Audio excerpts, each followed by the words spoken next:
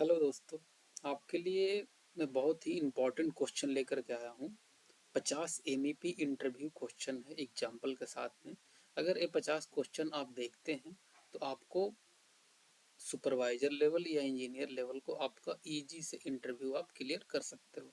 या MEP supervisor के लिए ट्राई कर रहे हो या एमईपी इंजीनियर के लिए ट्राई कर रहे हो। तो चलिए देखते हैं सबको एग्जाम्पल के साथ में। तो सबसे पहला क्वेश्चन है कि व्हाट इज एमईपी। अब इसका आंसर आपको कैसे देना है कि एमईपी है क्या। कहीं भी जाओगे तो सबसे पहले पूछेगा कि व्हाट इज एमईपी। तो आपको एक्सप्लेन करना है कि एमईपी है जो mechanical electrical plumbing three major service in a building system.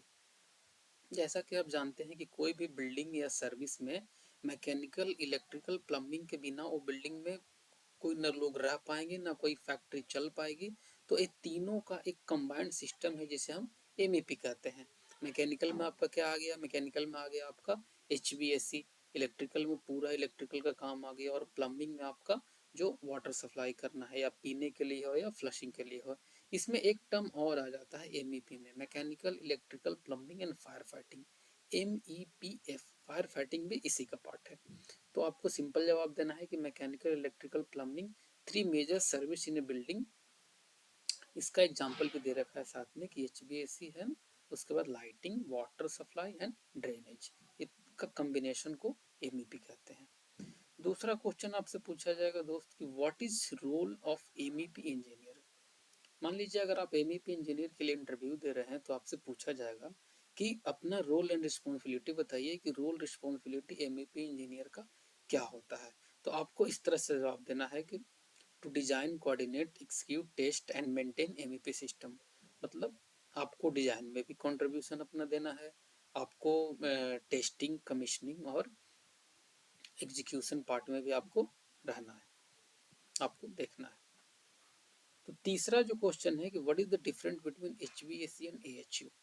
तो HVAC और AHU में क्या अंतर होता है, तो इसको आप कैसे आंसर करोगे। इसको आपको आंसर करना है कि HVAC is a complete system and AHU is a one part of HVAC used to circulate and condense air. Example, AHU supply clean closed air to the office। जो AHU होता है जो वो सप्लाई करता है clean closed air to office. AHU का full form पहले बता दूं आपको, AHU का फुल फॉर्म होता है एयर हैंडलिंग यूनिट। तो HVAC का एक पार्ट है AHU जो हीटिंग, वेंटिलेशन, एयर कंडीशन में इस्तेमाल होता है। अब चौथा क्वेश्चन आपसे पूछा जाएगा कि what is TR in HVAC। जब भी आप कोई HVAC का काम कर रहे होंगे तो आपने TR का हमेशा नाम सुना होगा, या घर में भी आपको जब AC लगता है तो 3 टन का है, 4 टन का है, 5 टन का है। देखिए TR है ton of refrigeration cooling capacity होता है, इसको मेजर किया जाता है TR में। तो 1 TR में होता है 12,000 BTU पर आवर। BTU क्या है, BTU का फुल फॉर्म कैसा होता है, क्या होता है। तो BTU फ्रेंड आपको बताना है British thermal unit, British thermal unit. पांचवा क्वेश्चन है आपका, how many types of pump using in fire fighting. तो आपसे पांचवा क्वेश्चन पूछा जाएगा कि फायर फाइटिंग में कितने तरह के हम पंप इस्तेमाल करते हैं। तो इसका सिंपल आंसर देना है कि there are 3 types of pump use in fire fighting. 3 तरह का मेजर पंप इस्तेमाल होता है फायर फाइटिंग में।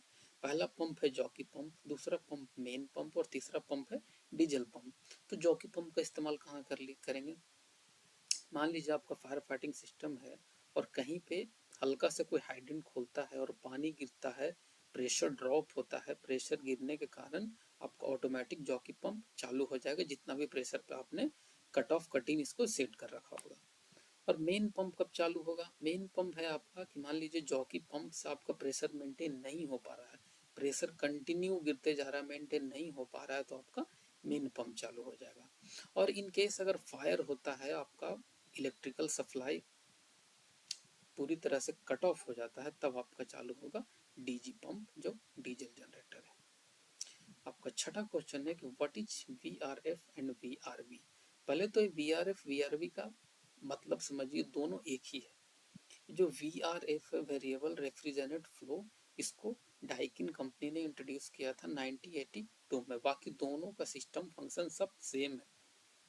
अगर आपका फैक्ट्री में डाइकिन का सिस्टम लगा रहे हैं तो उसे वीआरवी कहेंगे, और अगर एचपी या सैमसंग या एलजी किसी का लगा रहे हैं तो उसमें आपको वीआरएफ कहेंगे, वेरिएबल रेफ्रिजरेशन फ्लो। दोनों का इतना ही अंतर होता है। अच्छा, अभी होता क्या है, what is VRF and VRV? तो इसका सिंपल सा एक होता है काम कि एक आउटडोर यूनिट में आप मल्टीपल इंडोर यूनिट कनेक्ट कर सकते हो। एक बाहर में एक इंडोर यूनिट रहेगा, और आपको अगर 5 या 6 कमरा में इंडोर सप्लाई देना है तो एक ही आउटडोर यूनिट से 5 या 6 कमरा में आप अलग अलग इंडोर यूनिट कनेक्ट कर सकते हैं, उसी को कहते हैं आपका वीआरएफ। तो अगला क्वेश्चन है दोस्त हमारा सातवां। सातवां क्वेश्चन है कि व्हाट इज केडब्ल्यू एंड व्हाट इज केवीए? तो what is kilowatt and kVA? Kilowatt and kVA होता क्या है? तो देखिए, किलोवाट होता है आपका रियल पावर, एंड केवीए होता है आपका अपैरेंट पावर। एग्जांपल आपको दे रखा है 100 केवीए का डीजी है। अब बता दो कि केवीए में जो होता है आपका, केवीए में किलोवाट में जो होता है आपका, वो केवीए प्लस पावर फैक्टर। यहाँ पे आपको एग्जांपल भी दे रखा है कि जो आपका केवीए किलोवाट होगा उसमें केवीए इंटू पावर फैक्टर, तो पावर फैक्टर को भी इंक्लूड किया जाता है हमारा किलोवाट में। ये हमारा रियल पावर होता है। अब नेक्स्ट आपसे पूछा जाएगा कि व्हाट इज एमसीसीबी? तो एमसीसीबी का फुल फॉर्म बता दीजिएगा, moulded case circuit breaker for high current protection. ये हाई करंट प्रोटेक्शन के लिए इस्तेमाल किया जाता है। 125 एम्पियर तक आप एमसीबी का इस्तेमाल करोगे, उससे ऊपर जाता है तो आपको, उससे ऊपर जाते हैं तो 2500 एम्पियर तक आप इसको एमसीसीबी का इस्तेमाल करते हो। अब इसका इस्तेमाल करते कहाँ पे हैं? तो फैक्ट्री में कोई भी पैनल हो, MCC panel, motor control circuit जो पैनल होता है उसमें भी आप इसका इस्तेमाल कर सकते हो, मोटर कंट्रोल सेंटर पैनल में भी। नौवां क्वेश्चन है कि व्हाट इज जॉकी पंप? पहले भी मैंने बता रखा है आपको कि maintaining pressure in fire hydrant. Jockey pump होता है इन केस अगर आपका स्प्रिंकलर जॉकी पंप है या हाइड्रेंट जॉकी पंप है, 1 या 2 स्प्रिंकलर फूटता है तो सबसे पहले जो आपका इस्तेमाल चालू होने वाला पंप है वो स्प्रिंकलर जॉकी पंप है। अगर कोई बाहर में हाइड्रेंट को ओपन करता है तो उस टाइम पे आपका हाइड्रेंट जॉकी पंप इस्तेमाल होगा। 10वां क्वेश्चन है व्हाट इज पीआरवी? तो पीआरवी का मतलब होता है pressure reducing valve control water pressure. इसको प्रेशर को कंट्रोल करने के लिए हम पीआरवी का इस्तेमाल करते हैं। अब प्लम्बिंग में मान लीजिए कि अगर पंप चालू हुआ, नीचे से पंप चालू हुआ तो पहला या दूसरा फ्लोर पे बहुत ज़्यादा प्रेशर रहेगा, तीसरा चौथा पाँचवा छठा पे जाएंगे तो प्रेशर धीरे धीरे क्या हो जाएगा, घटते जाएगा। तो स्टार्टिंग में को प्रेशर को घटाने के लिए, स्टार्टिंग में जो फर्स्ट और सेकंड फ्लोर पे बहुत ज़्यादा प्रेशर, उसको प्रेशर को कम करने के लिए पीआरवी का इस्तेमाल करते हैं। What is VCD? तो वीसीडी का मतलब होता है volume control damper for fire balance, for air balancing, sorry. तो वीसीडी का मतलब होता है वॉल्यूम कंट्रोल डैम्पर। इसमें क्या होता है, इसमें आपका सीएफएम को बैलेंस किया जाता है, सीएफएम को रिड्यूस किया जाता है। मान लीजिए कि मेन डक्ट में आपका 500 सीएफएम का एयर जा रहा है और आप उस पर आपका 2 कमरा कनेक्ट है, तो उसमें क्या करिएगा आपको कि एक डैम्पर लगा करके एक कमरे में 250 सीएफएम, दूसरे कमरे में 250 सीएफएम, तो इस तरह से वीसीडी से क्या करते हैं आप, वॉल्यूम कंट्रोल डैम्पर, आप एयर को कंट्रोल करते हैं। How many types of fire alarm system? Generally कितने प्रकार के फायर अलार्म सिस्टम इस्तेमाल होता है?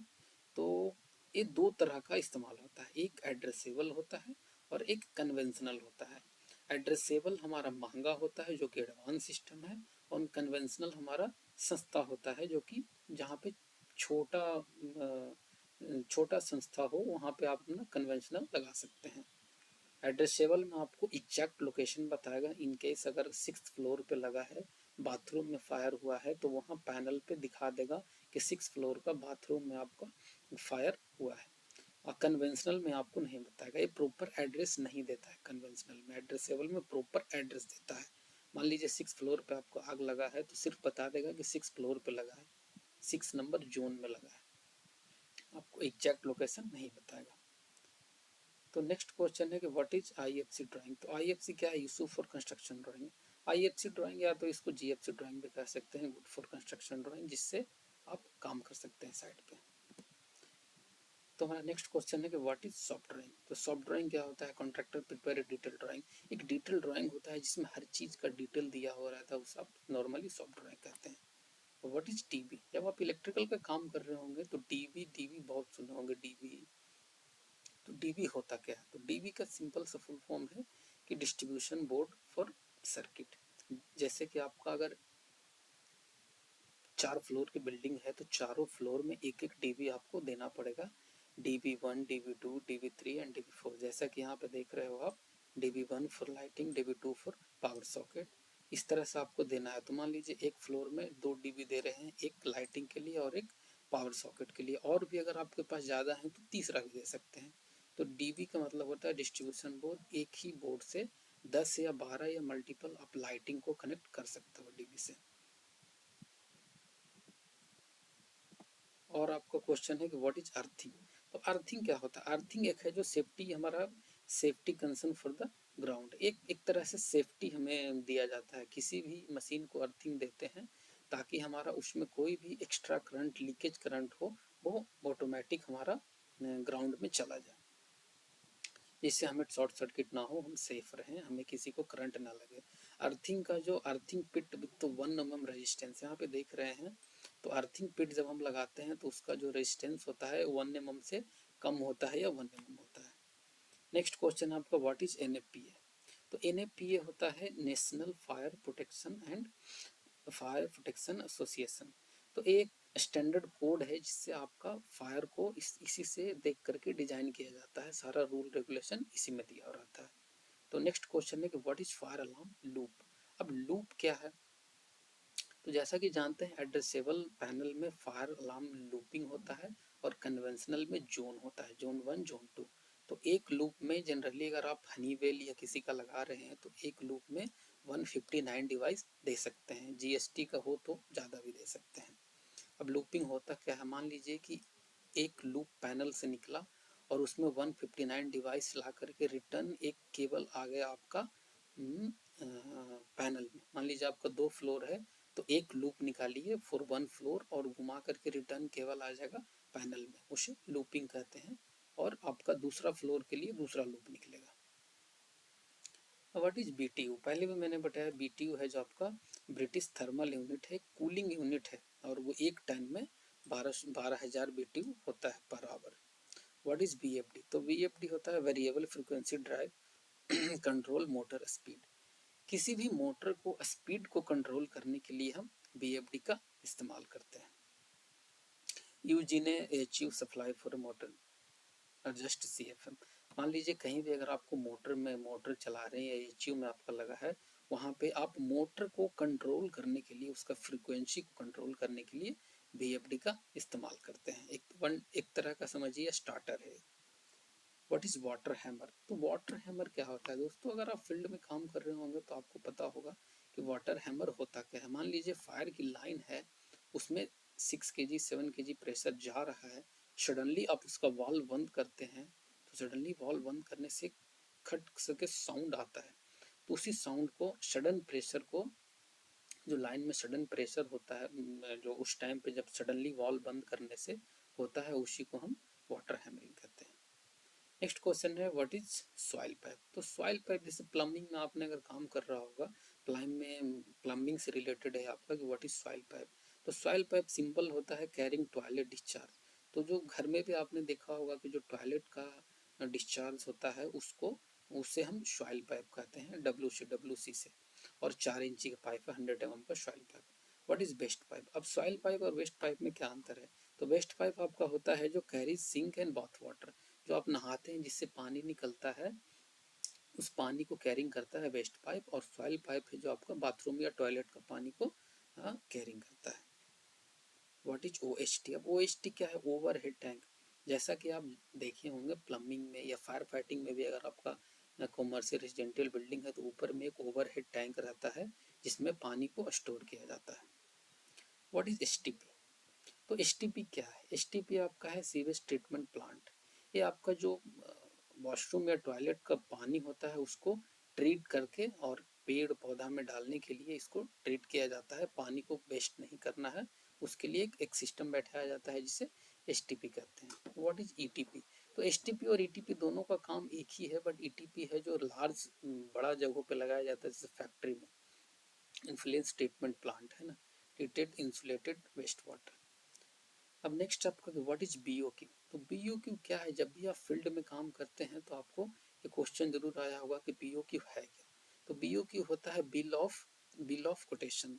मान लीजिए आपको अगर फायर फाइटिंग का काम कर रहे हैं तो फायर फाइटिंग में टोटल कितना चीज लगना है वो एक ही बीओक्यू में कवर होता है, ए टू जेड, इतना मीटर पाइप, इतना वाल्व, इतना पंप। तो सारा डाटा एक एक एक्सेल में बनाया जाता है जिसे हम बीओक्यू कहते हैं। नेक्स्ट क्वेश्चन है कि व्हाट इज सीएफएम। तो सीएफएम का क्या मतलब है। तो सीएफएम का मतलब है क्यूबिक फीट पर मिनट। एक एयर फ्लो रेट है। और अगर मान लीजिए एक कमरा है जिसमें 10 या 5 पर्सन है तो उस कमरे को एक क्यूबिक फीट पर मिनट, एक ऐसा एयर फ्लो, जो हमारा एचबीएस में जो एयर फ्लो करता है उसको मेजर करने, उसको एक तरह से मेजरिंग करते हैं और इसके द्वारा क्यूबिक फीट पर मिनट में, यानी 1 मिनट में 1 फीट एरिया में कितना हमारा एयर गया उसी को मेजर करते हैं। तो 10 पीपुल का अगर कमरा है, 10 पर्सन का एक कमरा है तो उसमें 150 सीएफएम का फ्रेश एयर का रिक्वायरमेंट है generally. What are the main MEP drawing. तो आपसे पूछा जाएगा कि एमईपी में कितने तरह का ड्राइंग का इस्तेमाल होता है। तो देखिए आपको यहाँ पे तो 6 तरह का दिया होगा, और भी ड्राइंग होता है। HVAC layout, electrical layout, NSLD, plumbing layout, fire fighting layout, RCP, आपका सेलिंग का सर्विस, जो आपका एक कमरा है उसका सेलिंग के ऊपर क्या क्या आना है वहाँ पे दिया है, हाइट वगैरह इसमें दिया हुआ रहेगा।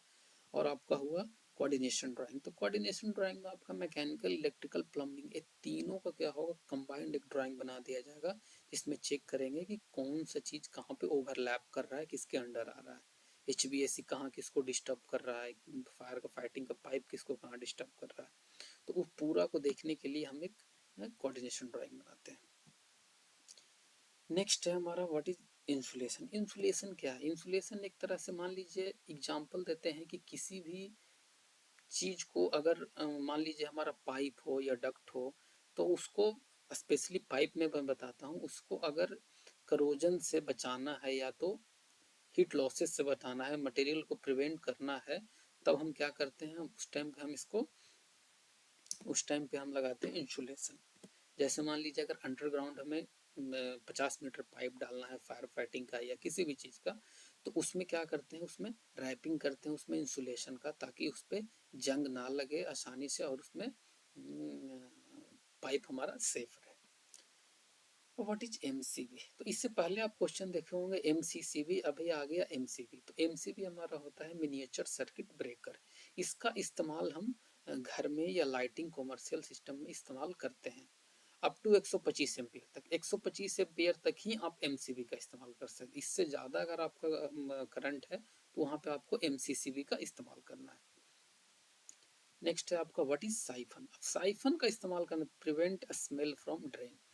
मान लीजिए कि टॉयलेट डब्ल्यूसी में आप लगाते हैं इसका पी ट्रैप हो, पी ट्रैप को जब लगाते हैं अंडर वॉश बेसिन हो या इसमें भी लगाते हैं, तो इससे क्या होता है कि जब आपका ट्रैप बनता है तो ट्रैप बनने से दोनों साइड क्या होता है, आपका पानी रहता है और दोनों साइड खाली रहता है, बीच में आपका पानी रहता है। तो उधर से दूसरी तरफ से आपको स्मेल ना क्रॉस करता है, पानी की वजह से रुक जाता है, उस वहाँ पे आपको पी ट्रैप का इस्तेमाल करते हैं। उसी को साइफन कहते हैं। साइफन का इस्तेमाल फायर फाइटिंग का पंप रूम में भी होता है, प्रेशर गेज को फिट करने के लिए साइफन भी हम लोग वहाँ पे भी लगाते हैं। What is PHE. अब पीएचई क्या है, तो पब्लिक हेल्थ इंजीनियरिंग, एक तरह से सिंपल कह सकते हैं इसको, प्लम्बिंग को ही हम पीएचई भी कहते हैं। तो हमारा नेक्स्ट क्वेश्चन है कि व्हाट इज लक्स लेवल। जैसा कि आप इलेक्ट्रिकल से रिलेटेड क्वेश्चन है कि लक्स लेवल क्या होता है। तो लक्स लेवल होता है, मान लीजिए आपको अगर फोन को लाइटिंग को बढ़ा दे रहे हैं तो लक्स बढ़ गया, लाइट घटा दे रहे हैं, ब्राइटनेस घटा दे रहे हैं, मतलब आपका लक्स लेवल घट गया, उसी को लक्स लेवल कहते हैं, लाइटिंग इंटेंसिटी। अब ऑफिस में आपको रिक्वायरमेंट कितना लक्स लेवल का है, जब आप पूरा इलेक्ट्रिकल का काम कर लेते हैं लाइटिंग का, तो लास्ट में आपको हैंडओवर टाइम पे चेक होता है कि भाई यहाँ पे लाइटिंग कितना मिल रहा है आपको लक्स लेवल। तो 300 से 500 रिक्वायर होता है हमारा ऑफिस एरिया में। What is air balancing. जब आपसे पूछा जाए कि व्हाट इज एयर बैलेंसिंग क्या है, तो एयर बैलेंसिंग सिंपल है, adjusting air flow using VCD, volume control damper को इस्तेमाल करके एयर को बैलेंस किया जाता है। Reduce CFM in corridor, increase in room. मान लीजिए एक डक्ट में हमारा एयर फ्लो कर रहा है और उसमें से 3 या 4 कमरों में गया है, तो एयर को बैलेंस करना है कि इसमें इतना जाए, इसमें इतना जाए, इसमें इतना जाए, उसी को एयर बैलेंसिंग कहते हैं। What is fire damper? देखिए, फायर डैम्पर भी एक तरह से होता है close during fire to stop smoke. हमारा जब हम डक्ट लगाते हैं तो किसी कमरे में अगर आग लगता है तो वहां से स्मोक डक्ट के थ्रू बाहर आता है, उसको कंट्रोल करने के लिए हम लोग जो हमारा डक्ट रहेगा उसमें क्या लगाते हैं, फायर डैम्पर लगाते हैं। What is testing and commissioning? जैसा कि आपसे पूछ दो कि अगर आप फील्ड में काम कर रहे हो तो टेस्टिंग कमीशनिंग क्या होता है, तो टेस्टिंग कमीशनिंग ऐसा होता है, फॉर एग्जांपल आपने अगर कोई भी लाइन का वेल्डिंग किया है तो उसको टेस्टिंग करोगे, हाइड्रो टेस्ट करोगे, उसका एक सर्टिफिकेट बनाओगे, क्लाइंट को वेरीफाई कराओगे, टेस्टिंग हो गया। कमीशनिंग क्या होगा, मान लीजिए कोई भी आप पंप या एचयू आपने लगाया, तो जहाँ से खरीदा वहाँ से एक बंदे आएंगे और उसका प्रॉपर कमीशनिंग करके जाएंगे, अच्छे से आपने लगाया है नहीं लगाया है, अच्छी तरीक़ा से जो उसका नॉर्म्स था उसको आपने फॉलो किया है नहीं किया, वो सारा चीज़ देख करके कमीशनिंग रिपोर्ट बना करके वो जाएगा। तो ये हो गया टेस्टिंग कमीशनिंग। नेक्स्ट है आपका कि व्हाट इज ईएलवी सिस्टम? तो ईएलवी सिस्टम का सिंपल मतलब होता है एक्स्ट्रा लो वोल्टेज, जो 24 वोल्ट में डील करे वो ईएलवी सिस्टम हो गया। जैसे सीसीटीवी हो गया, डाटा हो गया, एक्सेस कंट्रोल हो गया या फायर अलार्म हो गया। What is refrigerant? तो रेफ्रिजरेंट तो होता है fluid use for cooling. Cooling के लिए जो फ्लूइड इस्तेमाल होता है उसको रेफ्रिजरेंट कहते हैं। फॉर एग्जांपल यहाँ पे देख लीजिए, R410A, R422 या फिर R400, R32, R22 का भी इस्तेमाल होता है वीआरएफ में। What is back flow preventer? तो बैक फ्लो प्रिवेंटर क्या होता है? Stop reserve flow of water. मान लीजिए कि बैक फ्लो प्रिवेंशन क्या होता है, मैं आपको बताता हूँ। मान लीजिए किसी भी अगर पंप आपका चालू हुआ, तो पंप चालू हुआ, 6 kg 7 kg प्रेशर आपको कंटिन्यू जा रहा है, जैसे ही आपको पंप बंद हुआ रिटर्न प्रेशर आता है, तो रिटर्न प्रेशर आता है, उसको कंट्रोल करने के लिए जब आप एनआरवी लगाते हैं तो रिटर्न प्रेशर आता है, उसी को बैक फ्लो कहते हैं। उसको प्रिवेंट करने के लिए क्या करोगे, आप एनआरवी लगाओगे। नेक्स्ट क्वेश्चन क्या है कि व्हाट इज स्प्रिंकलर सिस्टम? तो स्प्रिंकलर सिस्टम क्या है? तो system that automatically discharge water when fire temperature is 68 degree. तो जैसा कि आपको पता है कि स्प्रिंकलर सिस्टम का काम है कि मान लीजिए कोई भी एरिया में अगर फायर होता है, आग लगता है, तो 68 डिग्री टेम्परेचर तक जाएगा तो ऑटोमेटिक स्प्रिंकलर हमारा फूट जाएगा। स्प्रिंकलर के अंदर हमारा वो अल्कोहल की मात्रा होती है जो जैसे ही हीट होता है, वो जैसे ही आग लगता है वो हीट होता है, एक सर्टेन टेम्परेचर पे पहुंचता है और ये फूट जाता है और वहां से पानी आने लगता है। What is lighting arrester? अब लाइटिंग अरेस्टर क्या होता है? तो लाइटिंग अरेस्टर ये होता है कि मान लीजिए कोई भी बिल्डिंग हो या छत हो, सबसे ऊपर लगाते हैं लाइटिंग अरेस्टर का, जो बारिश के दिनों में जो ठनका ठनकता है, जो बिजली कड़कती है, उसको कंट्रोल करने के लिए वो लाइटिंग अरेस्टर वहां से अरेस्ट करके और सीधे जमीन में लेकर के चला जाता है। वहां से एक केबल ला करके नीचे जमीन में डाला हुआ रहता है। नेक्स्ट क्वेश्चन है कि हाइडेंट फ्लो। अब जब एक हाइडेंट फुल ओपन करेंगे तो कितना फ्लो करेगा? तो एज पर NFPA, National Fire Protection Association, 900 LPM से लेकर के 1000, 900 एलपीएम तक ही आपका होगा। 1000 जीपीएम ये सही नहीं है, यहाँ पे आपको इसको फॉलो करिए। 900 एलपीएम ही आपका एज पर एनएफपीए फ्लो होगा। अब एलपीएम क्या है? एलपीएम होता है लीटर पर मिनट, यानी 1 मिनट में 900 लीटर पानी अगर फुल हाइडेंट आप खोलते हैं एक सर्टेन प्रेशर पे तो देगा। अच्छा, नेक्स्ट क्वेश्चन है आपका टाइप्स ऑफ डिटेक्टर। कितने तरह का डिटेक्टर इस्तेमाल होता है? तो smoke detector, heat detector, flame detector. Smoke detector का क्या काम है? जो स्मोक से एक्टिवेट हो जाए फायर अलार्म। हीट डिटेक्टर का मतलब है जो हीट से एक्टिवेट हो जाए, और फ्लेम का जो फ्लेम से एक्टिवेट हो जाए। और बीम डिटेक्टर का क्या काम है? जो बीम डिटेक्टर में क्या होता है कि एक तरफ हमारा रहता है बीम डिटेक्टर लगा रहता है और एक तरफ उसका रिफ्लेक्टर लगा रहता है। इन बिटवीन अगर कुछ भी एयर या डस्ट भी जाता है तब भी एक्टिवेट हो जाता है। इनसे बीम डिटेक्टर से एक इंफ्रा रे निकलता है। इन बिटवीन अगर कुछ भी डिस्टर्बेंस होता है, या तो धूल का हो या फिर बहुत ज़्यादा धूल हो, डस्ट हो या स्मोक हो, तो ये एक्टिवेट हो जाएगा। गैस डिटेक्टर तो सिंपल जानते हैं, अगर आपको कोई भी गैस लीक हो, यानी एलपीजी हो या कोई भी गैस लीक हो, तो गैस डिटेक्टर एक्टिवेट होगा। अब व्हाट इज एमसीसी? अब एमसीसी क्या है? तो मोटर कंट्रोल सेंटर।